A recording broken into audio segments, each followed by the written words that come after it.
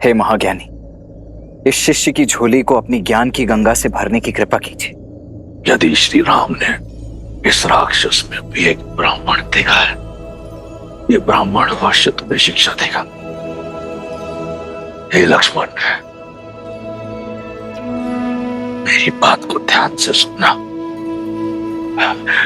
कोई भी शुभ कार्य करने में विलंब मत करना, और जो कार्य किसी को किसी प्रकार का सुख न दे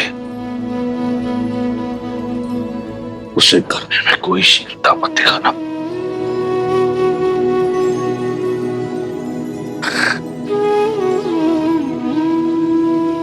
ये माटी देख रहे हो?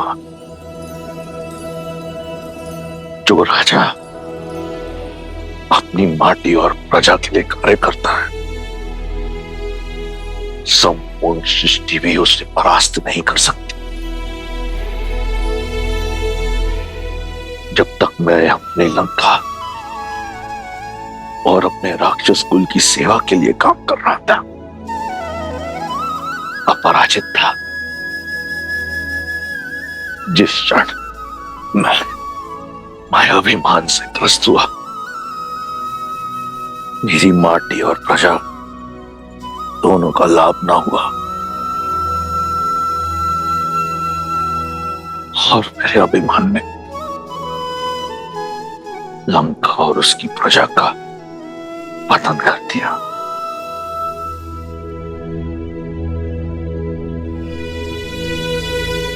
हे लक्ष्मण, अपनी कोई दुर्बलता का भेद सगे संबंधियों को मत बताना।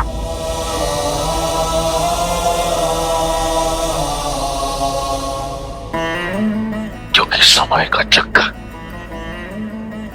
बदलता है। अंत में मैं बस यही कहूंगा कि देखो अपने चारों ओर ये राज, ये प्रशस्ति, ये बल, ये साहस, ये संपत्ति सब नश्वर है, सब मिथ्या है। सत्य तो केवल श्री राम, श्री राम।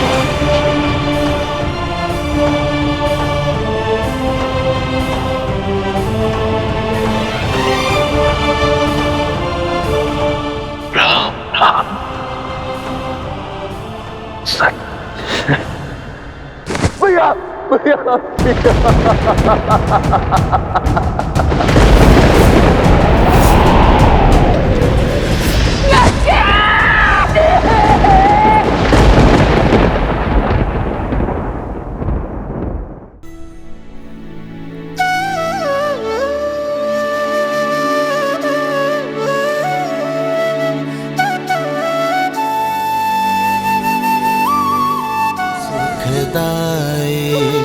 भज मन राम नाम सुखदाई। आज धर्म के एक पग ने अधर्म के 10 शीश रौंदे हैं और इस कार्य में सार्थक बने विष्णु के अवतार प्रभु श्री राम। जय श्री राम, जय श्री राम।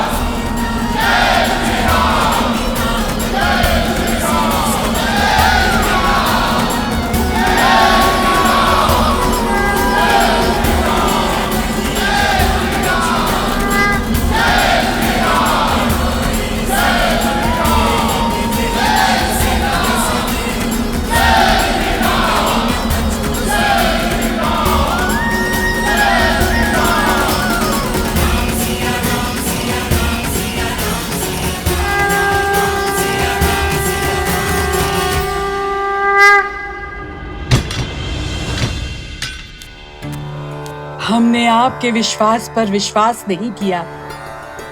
क्षमा कर दीजिए माता, हम केवल अपने राजा की आज्ञा का पालन कर रहे थे। हाँ सीता, इन राक्षसियों के प्राण तुम्हारे संकेत के दासी हैं। यदि कोई भूल हुई हो तो क्षमा करना पुत्री। माता कभी पुत्री से क्षमा नहीं मांगती, और आप तो इस अंधकार में मेरा प्रकाश का पुंज थी, मेरे सुख दुख के साथी थी।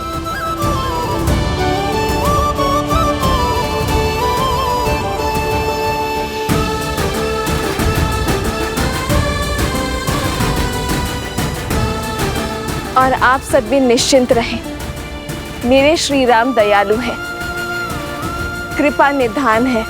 शीघ्र ही लंका के आकाश में धर्म का सूरज जगमगाएगा।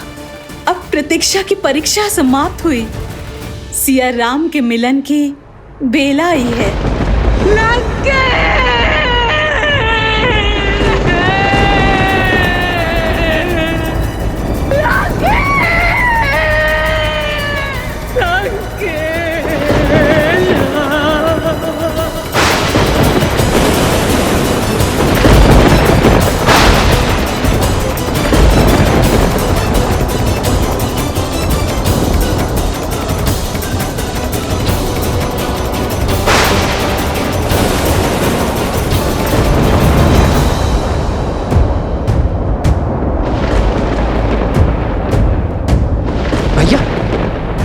अब ये प्रकृति का कौन सा संकेत है?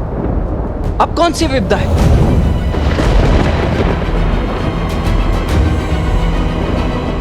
ये महासती के विलाप की विध्वंसक ऊर्जा है लक्ष्मण। जब प्रयास करने पर भी सफलता ना मिले, पूंजी लुट जाए, तब मन से आह निकलती है लक्ष्मण। ये महासती देवी मंडोदरी की आह है लक्ष्मण। यदि उनका संताप क्रोध में बदला तो ये संपूर्ण सृष्टि नष्ट हो सकती है।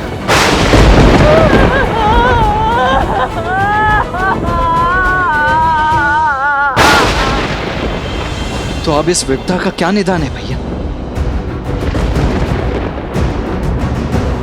कुछ नहीं लक्ष्मण,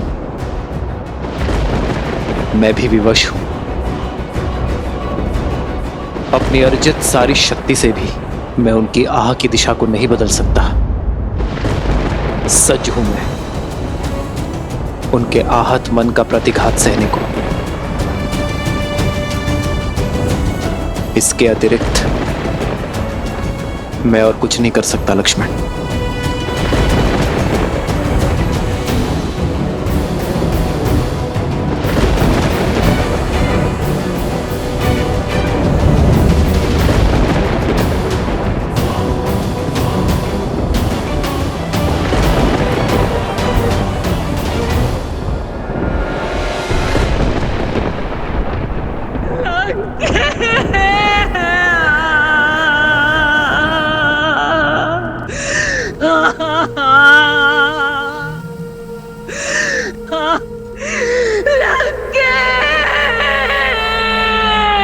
इन अश्रुओं को मत बहाओ भाभी, ये समय इन्हें अस्त्र बनाने का है, दुख के भंवर में डूब जाने का नहीं है।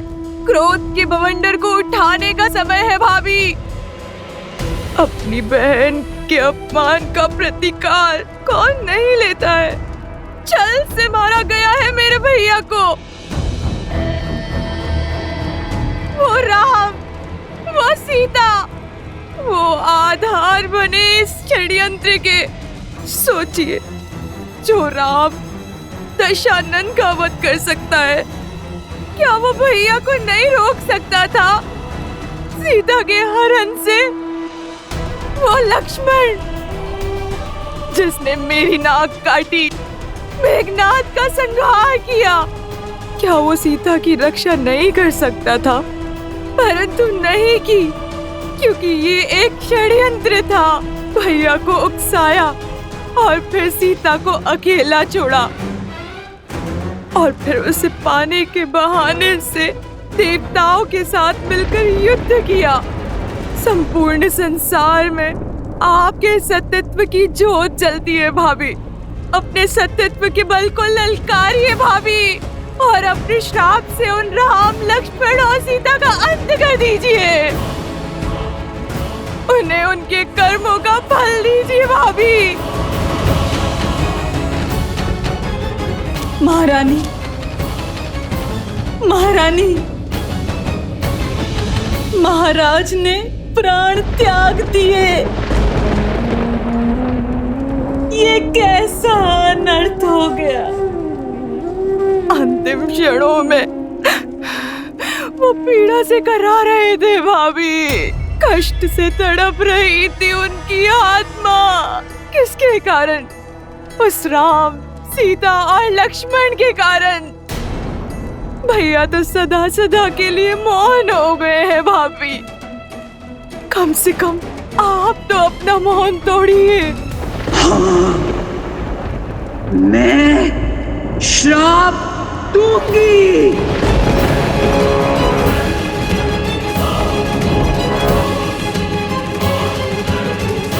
क्षमा करें महारानी, महाराज के अपराधी को दंड मिले ये हम सब चाहते हैं, किंतु सतीत्व का बाण एक बार उपयोग करने के बाद वापस लौटकर नहीं आता। इसलिए अपने सतीत्व का कोप उस पर निकालिए जो सच में इन सब का कारण था। राम कैसे आया यहाँ? कौन लेकर आया उसे? सागर पर सेतु बनाने में किसने सहायता की उसकी? संदेश के बहाने लंका को भस्म किसने किया? कुमार विभीषण को भेदी बनने का मंत्र किसने दिया? सोचिए, मेघनाद की गुफा तक लक्ष्मण को कौन लेकर गया? इस संघार की नींव किसने डाली? बताइए। और अंत में महाराज के विजय यज्ञ को ध्वंस करने के लिए आपको भावुक किसने किया? इस स्थिति का सबसे बड़ा दोषी वही है और सबसे बड़े कठोर दंड का भागी भी।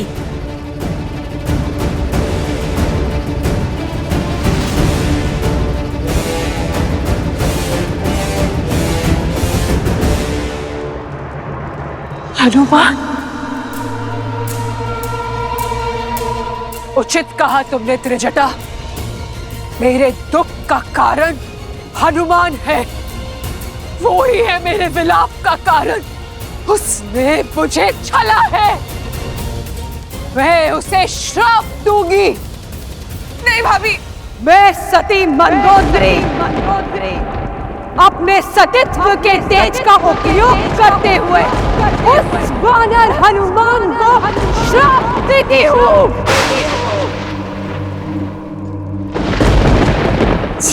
राम के लिए उसने मेरे विरुद्ध षड्यंत्र रचा। वो राम से अलग हो जाए। मेरा किस अग्नि में आज मैं जल रही हूँ। कल वो जलेगा सदा सर्वदा के लिए।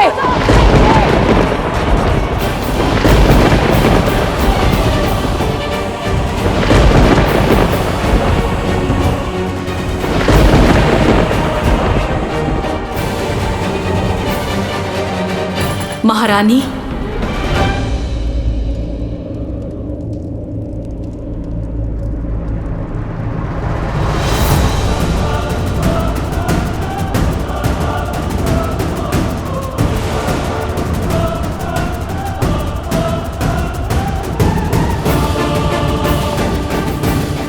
कौन हो तुम?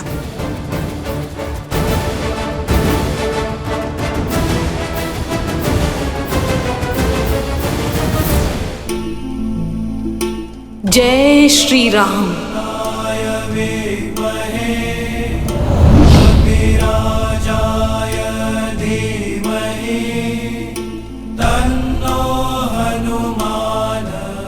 हनुमान,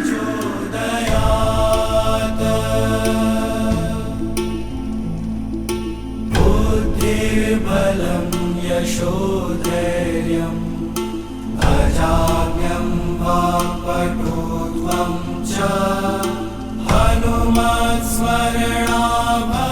क्षमा माता मंदोदरी। क्रोध की अग्नि सबसे पहले विवेक को जलाती है। मैं जानता था अनजाने में आप प्रभु श्री राम के विरुद्ध सतीत्व का प्रयोग करेंगी। यदि मैं ऐसा होने देता तो ये पाप होता, क्योंकि इस संसार की सबसे महान सतियों में से एक निर्दोष को दंड देने का कलंक आप अपने सर ले लेती। प्रभु श्री राम साक्षात नारायण का भक्त और सेवक होने के नाते उस श्राप का दंड भोगना माता मेरा कर्तव्य था।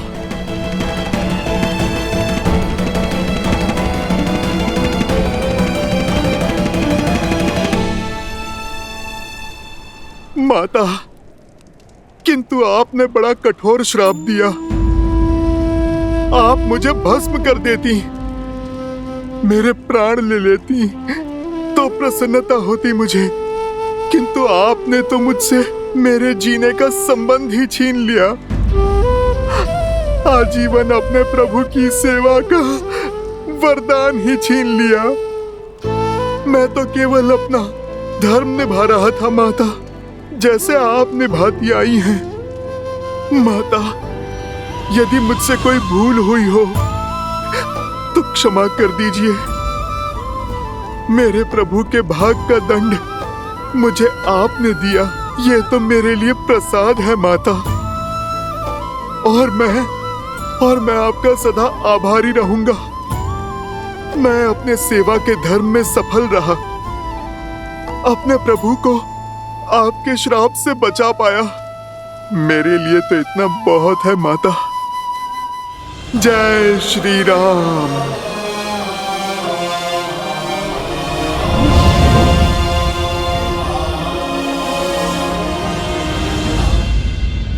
महारानी, देवी सीता के जाने का समय हो गया है।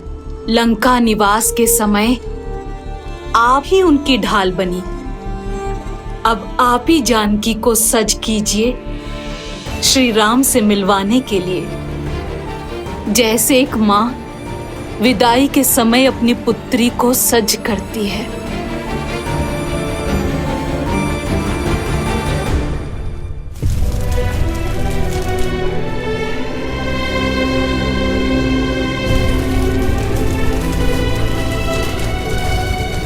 प्रभु, अब लंका पर आपका अधिकार हुआ।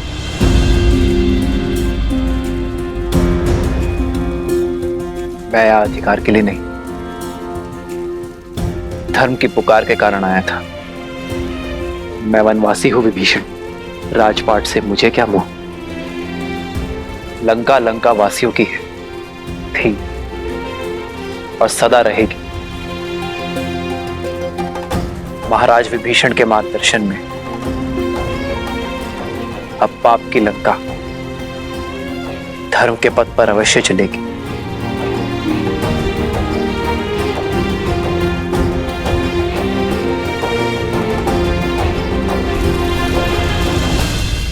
मुझे तो बस मेरी सीता चाहिए विभीषण, सम्मान के साथ।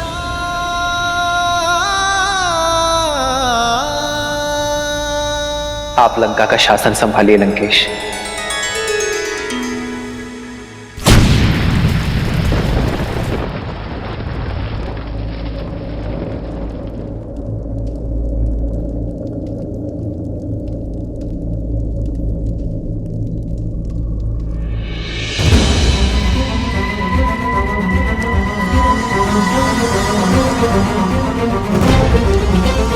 कैसा शासन? युद्ध अभी समाप्त कहाँ हुआ है? युद्ध तो अभी शेष है।